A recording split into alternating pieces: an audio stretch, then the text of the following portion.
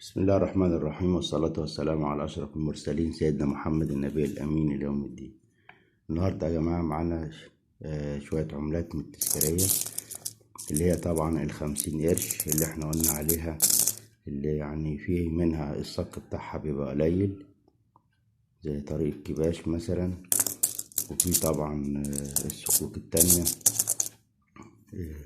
اللي بيبقى فيها بعض الغلطات، اللي هي مدينة العالمين الجديدة بالنسبة للأبراج اللي احنا قلنا عليها الست شبابيك اللي في البرجين اللي موجودين دول.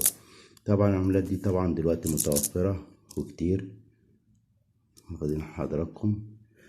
طبعا موجودة طبعا وليها أماكن بيع كتير طبعا، بس مش هي دي دلوقتي، لكن احنا بنجيب لكم بعض العملات اللي هي الصك بتاعها قليل زي ما هي دار الكتب والوثائق المصرية دي. دار الكتب والوثائق المصرية دي الصك بتاعها قليل، وطبعا لازم نعين منها شوية كويسين منها واخدين حضراتكم. طبعا الحاجات دي بتتباع اللي هي العملات القديمة شوية. هنقول لكم أماكن وبيع العملات ديت، اللي هي طبعا في عملات طبعا نادرة جدا، مثل طبعا زي العملات الورقية الجماليني والجنيه بتعمل فلوس كتير جدا جدا، والنص جنيه طبعا الورقة والربع جنيه.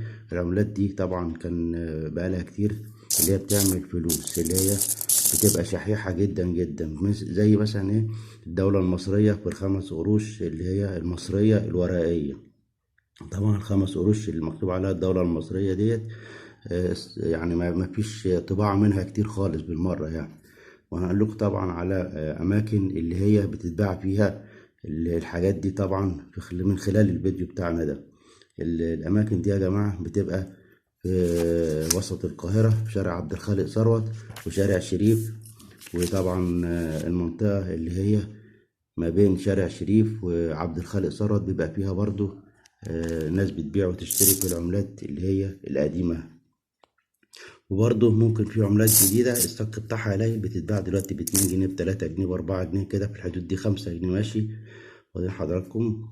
المهم طبعا في برضه في اسكندرية في خالد بن الوليد ومحطة الرمل اللهم صل على النبي وسوق الجمعة، كل الأماكن دي بيبقى فيها بيع وشراء العملات اللي احنا بنقول عليها دي.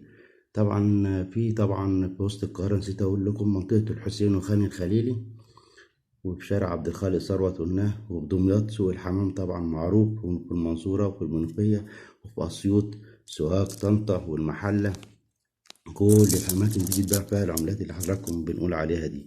طبعا في عملات الصك بتاعها عليها زي ما قلنا اللي هي دار الكتب والوثائق المصرية بالنسبة للجنيه وبالنسبة للنص جنيه. طبعا في عملات من الجنيهات يعني ما فيش صك منها من نص جنيه، وبنحاول ان احنا نعرف هل في صك ليها من نص جنيه ولا لا، وان شاء الله نعطر فيها ونقول لكم برضو اذا كان ليها صك نص جنيه ولا ملهاش صك نص جنيه زي بقية العملات اللي هي معمولة الحديثة دي كلها.